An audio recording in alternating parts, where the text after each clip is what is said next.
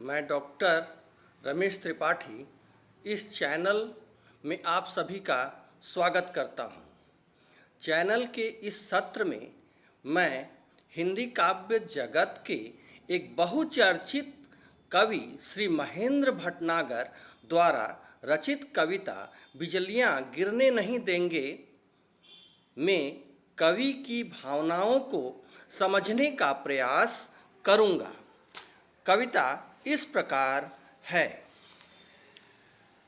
बिजलियां गिरने नहीं देंगे।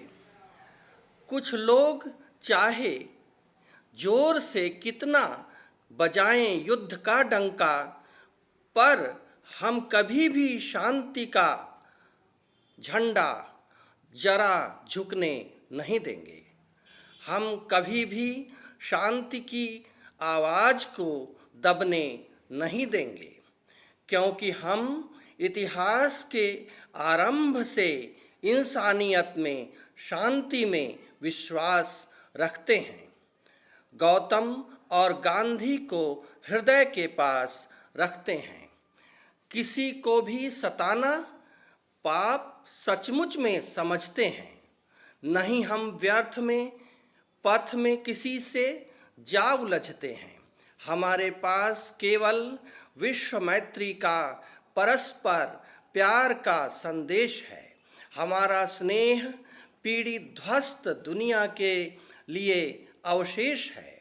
हमारे हाथ गिरतों को उठाएंगे।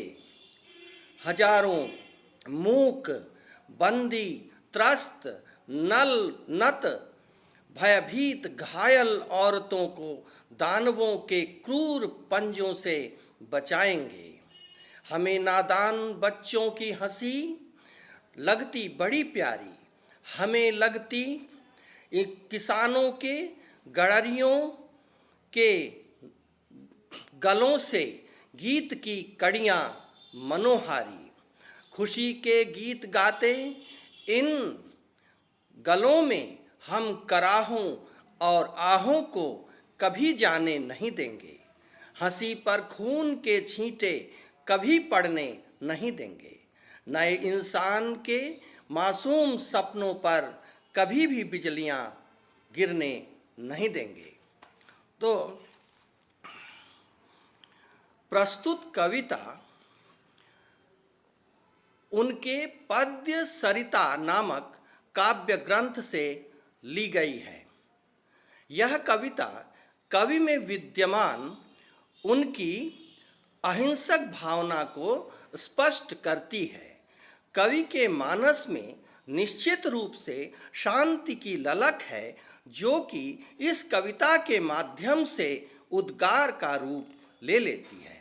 कवि कहता है कि कतिपय लोग भले ही युद्ध का डंका बजाएं, अर्थात युद्ध का आवाहन क्यों न करें, परंतु उन जैसे लोग कभी भी शांति की पताका को झुकने नहीं देंगे, अर्थात शांति के लिए सदैव प्रयत्नशील रहेंगे। शांति स्थापित करने वाले शब्दों, प्रयासों को दबने अर्थात थमने कभी नहीं देंगे। कवि पुनः आगे कहता है कि उन जैसे लोग अतीत काल से ही मानवता एवं शांति में विश्वास रखते हैं। उन जैसे लोग गौतम बुद्ध और गांधी द्वारा बताए मार्ग का अनुसरण करते हैं। उनके विचारों को वे आत्मसात अर्थात हृदयंगम कर चुके हैं। वे किसी को भी सताना अर्थात प्रताड़ित करना नहीं चाहते। इस कार्य में वे सचमुच पाप का अनुभव करते हैं।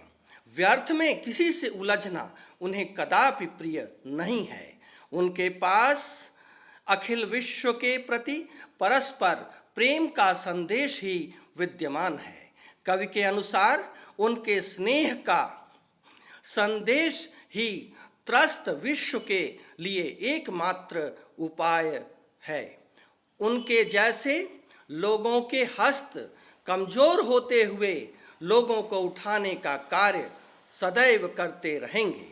हजारों अवाक बंधन युक्त त्रस्त नत लोगों एवं अबलाओं को दानवों अर्थात दुष्टात्माओं के क्रूर हाथों से बचाने का कार्य उन जैसे लोग करेंगे।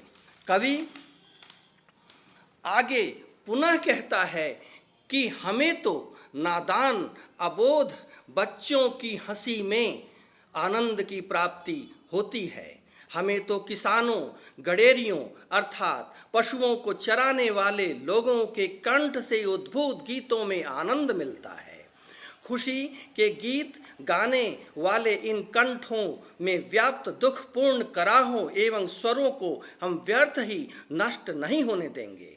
खुशियों में रक्त के छींटे अर्थात दुख के आगमन को हम कभी स्वीकार नहीं करेंगे।